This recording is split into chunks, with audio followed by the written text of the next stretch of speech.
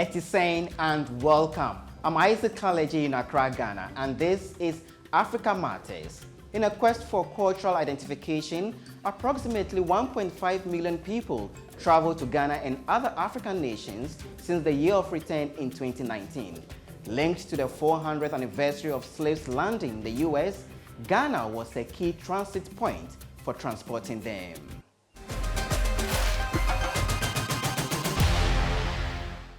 Ghana is on a mission to attract Africans in the diaspora to visit, resettle, and invest. The country's 2019 Year of Return campaign and Post-COVID Beyond the Return project have been a pull factor for thousands. Some African Americans who moved to Ghana long before the recent campaigns have successfully resettled and are operating thriving businesses. Is there more writing there? Blanche Ajimine is an African American who owns this bakery in Ghana's capital. She resettled from the US in 1970, accompanying her then husband.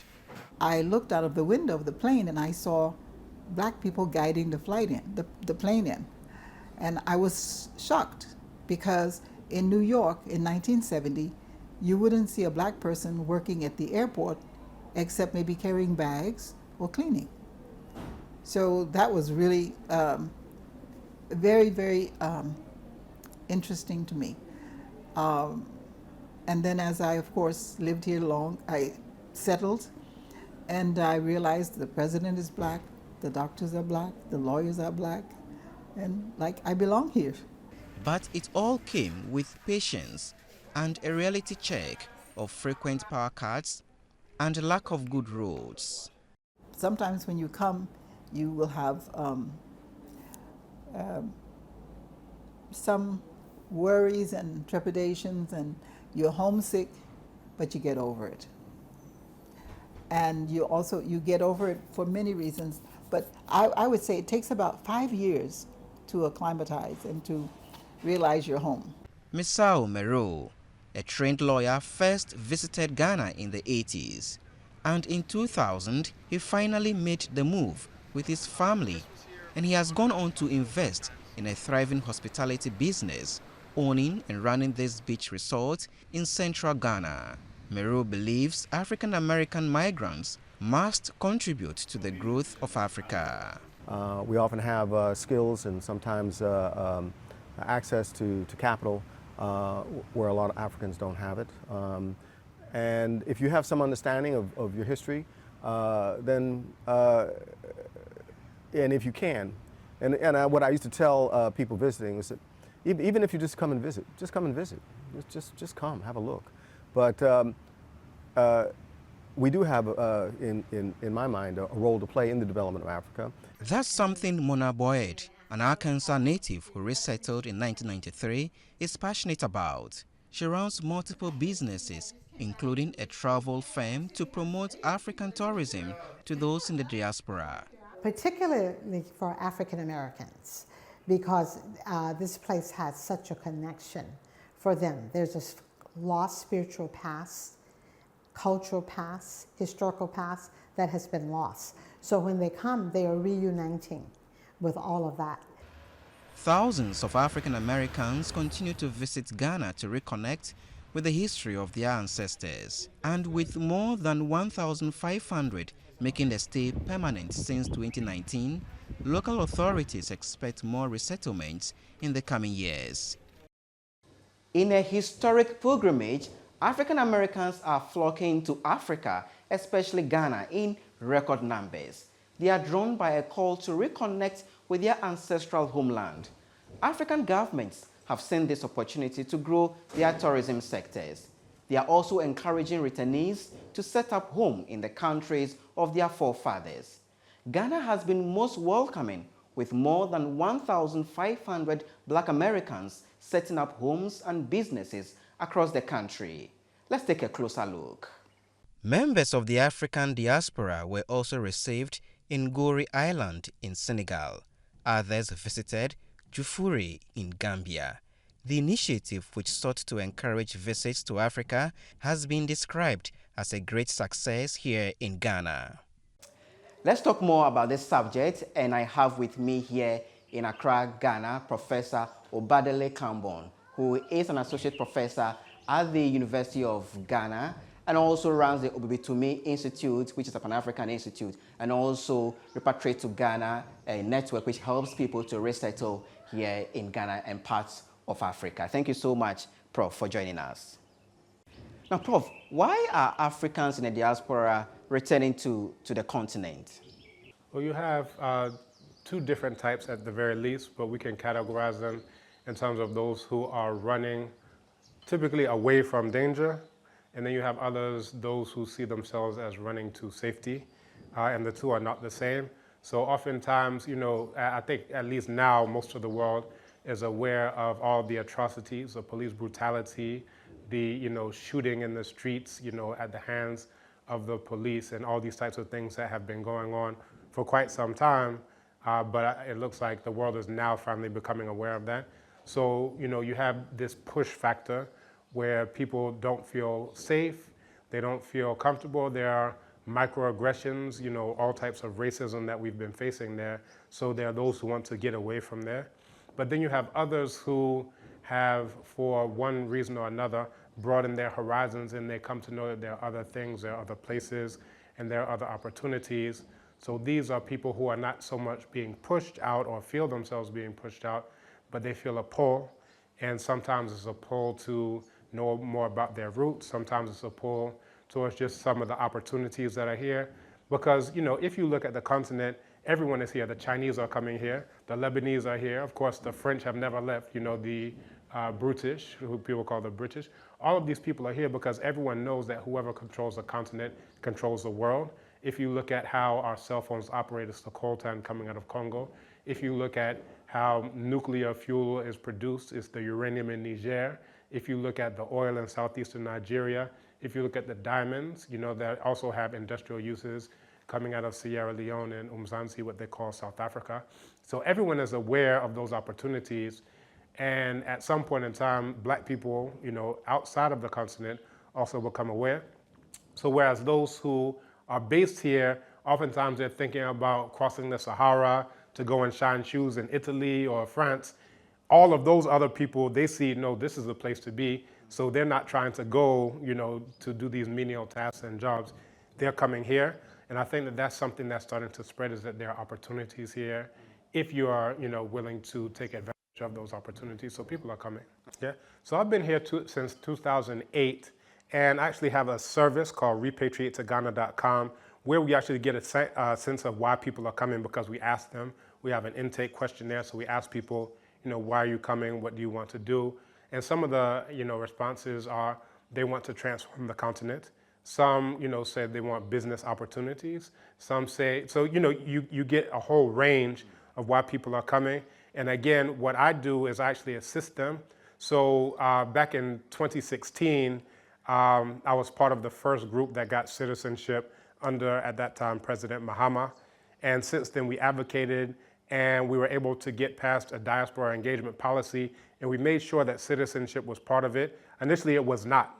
As a matter of fact, the only thing that they mentioned about those of the historical diaspora was, well, you can come to Panafest and Emancipation Day to get in touch with your roots. But we say, no, that's not substantive. So we're actually interested in citizenship because we contribute quite a lot, to the tune of millions of dollars, to Ghana alone and in other countries where we are, as well as established businesses. For me, I'm a professor at the university. People aren't coming here. You don't see diasporans begging on the side of the streets, you know, knocking on the windows of your car saying, please give me a handout. People are coming here to do things. So, you know, with that in mind, this is where you see, you know, this has definitely to some degree transformed over the years, because people are seeing more, people are articulating more, and now there are more opportunities, just as I mentioned, like the citizenship, where, you know, this is something that's happened again under Nana Akufo-Addo twice. It's now part of the diaspora engagement policy. And again, we definitely lobbied and made sure that that was part of it, because it wasn't initially. And then with services like repatriatetoghana.com, we're able to actually assist people in buying land and getting married and establishing businesses and, you know, setting themselves up for a different life, to change the trajectory, not just for themselves, but for their children and grandchildren. Now let's talk about the benefits now. Are there benefits really for Africa in terms of Africans in the diaspora returning to the continent to settle down and do whatever they want to do on the continent. What are some of these benefits, if there are?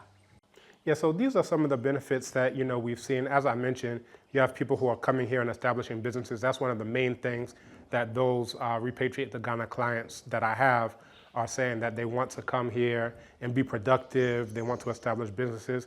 Now, in previous times, it tended to be senior citizens, those who are on pension, those who are on retirement, who are coming, and they basically saw it like as an alternative to, like in the U.S., Florida is the retirement state. People can go there. It's a bit warmer than other places and so forth and so on, but it's just as racist as these other places. But once people started to open up to the continent, now they started coming here. But what we see more and more is younger families that are coming, like my own. I have 5 young children. I have a 16-year-old, 11-year-old, 8-year-old, 3-year-old, and a 2-year-old. And I find more families like that are repatriating, either to come to establish a family. And as a matter of fact, I have a new client for Repatriate to Ghana, and he's 19 years old. He actually said, he had a full-ride scholarship to, this prestigious university, but he said he wanted to use that money to come here and establish himself in various ways. So I think there are lots of, benefits for those on the continent and for the continent as a whole, because when people are coming, they have this unemployed graduates association. It's like a slap in the face to, Ghana as a whole, to think that, okay, you're a graduate, but you're unemployed. And it's like, that means that your schooling didn't teach you how to employ yourself and how to employ others. It just taught you, when I come out, where's my job? Please, someone give me a job.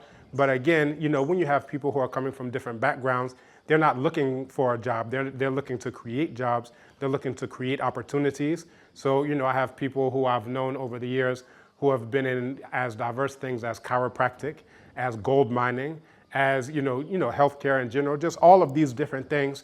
And when they're coming, they're giving jobs. Like even right here at our BB2Me headquarters, we have workers who are working right now. I don't know if your listeners can hear it, but we have people who are here who are getting jobs. We have people who are doing this digitization project. We have thousands of resources that we brought where, now tapes and VHS tapes and so forth and so on, all of those are being digitized. So that's a job for someone who otherwise, wouldn't have that, job. And then on the other side, you have those who have skills who are integrating into established businesses as well. So you have people who are into IT. You have people who are, into a wide variety of areas, and they're strengthening and they're actually assisting in terms of capacity building. For myself at University of Ghana, I often get people who say, oh, what I'm bringing is a unique perspective in terms of education, in terms of things that aren't necessarily part of the Ghanaian curriculum. And, the Ghanaian curriculum is also, people doing the Oxford curriculum or the Cambridge curriculum. But what we're bringing is actually what is often referred to as African-centered education. And ironically, you don't find much African-centered education here on the continent. People learn about Queen Victoria and all these random white people, but they don't know very much about our contributions in classical times or modern times. So this is what we're doing through Repatriate to Ghana. Back in 1998, my mother started Sankofa Journey, where we bring people here for 2 weeks. They go all around, Ghana. They learn about, the language. They learn about the foods. They learn about the culture. And those tend to be the people who, once they're exposed to Ghana, now they're interested in repatriating and settling permanently. But how can both parties, and I'm talking about the Africans in the diaspora and the continent itself, how can they collaborate better to ensure that the benefits that you've mentioned really can be broadened and deepened further in the coming years? So both of us on both sides of the waters are exposed to what some people may call propaganda. I call it impropaganda, just a play on words. And that is in the sense that when you have continental Africans who go over to the diaspora, they're often told, oh, don't hang out with those black people over there because they're all drug dealers and they're all, murderers and gangsters and thugs and so forth and so on. But then on that side, they say, oh, don't deal with the continental Africans because all of them have HIV and AIDS and they're all warlords and they're corrupt and so forth and so on. So what happens is that those here don't want to talk to those there and those there don't want to talk to those here. But the ones who are pumping those messages into our ears are the ones who benefit from us not talking. So I think one way that, there can be more opportunities is just by sitting down, dialoguing, and learning about what we have in common. especially in terms of a common enemy who's trying to pit us against each other, just as they've always done. It's Asantes versus Fantes and, Eres versus, all of these types of things, that the ones who benefit from those internecine, rivalries and, conflicts are the ones who, all right, I'll give you guns on credit, I'll give you guns on credit, just pay me back in your enemy's people. You too, you just pay me back in your enemy's people. Now they're racking up all of the people, and then they're getting rich and people are being enslaved. And you don't even feel it because, those are my enemies, those are just some areas over there, so who cares? And they do the exact same thing now. To Rwanda now, which says it's prepared to welcome failed asylum seekers from the United Kingdom. The British government passed a controversial immigration bill allowing them to forcibly deport people who traveled to the UK with the aim of settling in Britain to Rwanda instead of letting them stay. But Rwandans in urban centers and rural villages are now wondering what this bill means for them, as Diana Riza reports from the capital, Kigali. At the Hope Hostel on the outskirts of Kigali lives Sengesho, a motorcyclist with a daily income of only 15,000 Rwandan francs, which is roughly $12 US. As news of the UK migration deal unfolds, Sengesho worries that the arrival of asylum seekers will worsen the unemployment, potentially leaving people like him without means to sustain themselves. I don't have a problem with the asylum seekers coming to our country. Maybe some of them could take up motor taxi driving as a job and join us in the transport sector. But then again, the more motor taxi drivers we will have in the city and outside of Kigali, the more we will have to compete for passengers. I earn very little money on a daily basis. I can barely make ends meet. Things will get tougher once the asylum seekers are brought into our country. On April 23rd, the upper house of the United Kingdom's parliament endorsed a government bill to forcibly transfer asylum seekers to Rwanda who arrived illegally after January 1st, 2022. This approval is central to the UK-Rwanda migration agreement slated to take effect within weeks. Despite the apprehension, Hope Hostel officials say they are ready for them. This is where the asylum seekers will be staying. We will be providing all kinds of hospitality services to them as they undergo processing activities. We have sufficient rooms, entertainment, sports, and good security. Rwanda faces a severe employment crisis with a 15% of unemployment rate in 2023 that rose up to 20% of unemployment rate amongst the youth. Despite Rwanda having one of the highest population density in the sub-Saharan Africa, half of its people live off $2 a day. Opposition leader Frank Habineza strongly opposes the migration deal, citing concerns over its fairness to asylum seekers. He also questions the wisdom of transferring individuals from a country with a more robust economy to one facing its own struggles. It's not our responsibility, it's the responsibility of the UK. Two, if you look at the economic size of the UK has a bigger economy than Rwanda. The UK have more employment opportunities than Rwanda. UK is more developed than Rwanda. So there are more things better in the UK that attract people to go there than they would attract them to come to Rwanda. Sengesho finds himself caught in the crossfire of larger geopolitical forces, and while asylum seekers are promised more opportunities, he remains unsure of what this may mean for himself and his fellow Rwandans. Diana Iriza, Africa Matters, Kigali, Rwanda. To the neighboring Democratic Republic of the Congo, which has threatened Apple with legal action for using so-called blood minerals in their devices. The DRC has asked the iPhone maker to stop using minerals in their products that have been smuggled from Eastern Congo from mines where human rights are violated. Randolph Nogel reports. Every day, hundreds of people in North Kivu enter narrow tunnels like this to work in the mines. The land is rich in the minerals tantalum, tin, and tungsten, commonly referred to as the 3 Ts. They're used in the manufacturing of smartphones and other electronic devices. But the minerals are also found in conflict areas. More than 120 armed rebel groups actively operate in North and South Kivu provinces, where the Congolese army is fighting to regain control. The rebel group known as M23 controls much of the mineral trade in North Kivu province. Congolese President Felix Tshisekedi has accused neighboring Rwanda of supporting M23 in a bid to control the region's vast mineral resources, an allegation Rwanda adamantly denies. Kinshasa is now threatening legal action to prevent tech companies such as Apple from illegally using minerals from the region where people are being unlawfully coerced into working the mines. I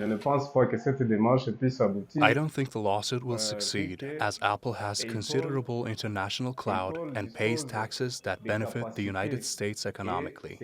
I think it's better to raise awareness among multinationals about the non-use of blood minerals.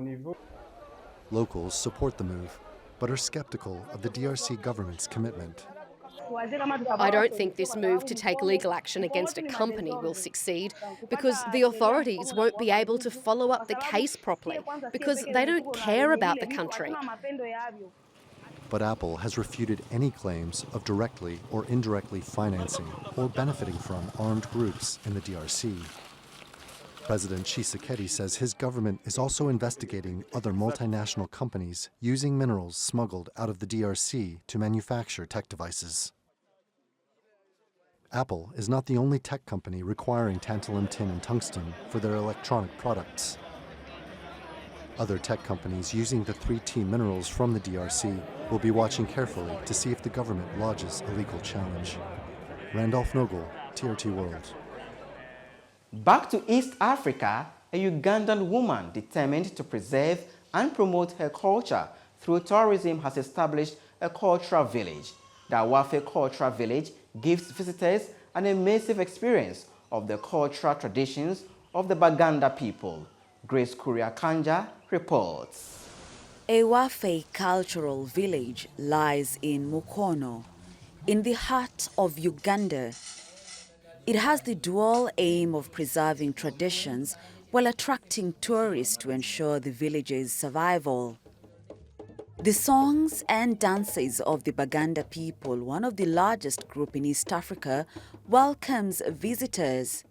Awafe Cultural Village is the brainchild of Aisha Nabwanika, who started the company to give cultural tourism a boost in Uganda.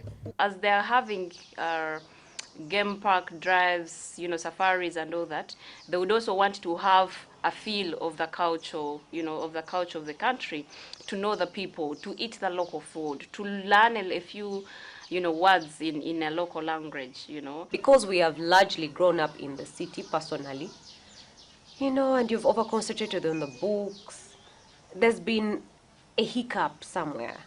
I feel like coming here to Awafe Cultural Village has now reconnected me kind of to my roots. Tourists can also learn how to prepare traditional foods and this banana juice called mubisi. Every step of its preparation has a significant meaning. Everything that happens in preparation of the luombo, there is food that is hidden under the first banana fiber. It has a significance. When they tie it properly and it's tightened, it means something. When they cover it inside so many banana leaves, the warmth that is kept there, there's a meaning attached to that. But it's not just the adults who are learning from the experience. Kids can also learn a thing or two. These days, children don't know how to prepare food. They don't know how to dress or how to behave. That's why culture and norms are disappearing. We want to bring these things back amongst the people. And you never know, maybe the world will be a better place. In a fast-paced world, Awafe Cultural Village offers traditional experiences to Ugandans, especially living in cities, while also preserving them for future generations. Grace Kuriakanja, Africa Matters.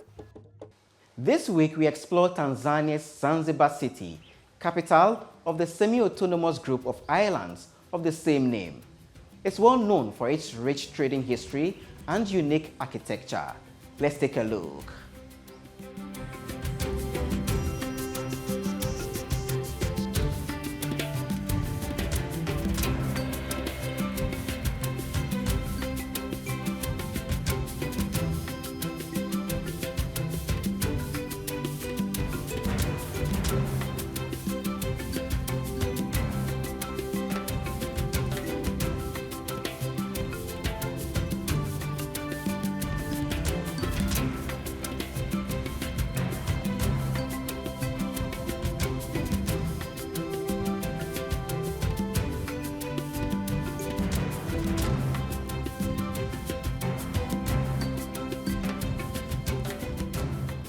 That's our show this week. Let us know of what you think about the stories you've seen. Share your ideas and feedback. You can find us on X and on YouTube by searching TRT World Africa Matters. Thanks for watching, and it's goodbye from me, Isaac Kaleji, here in Ghana's capital, Accra.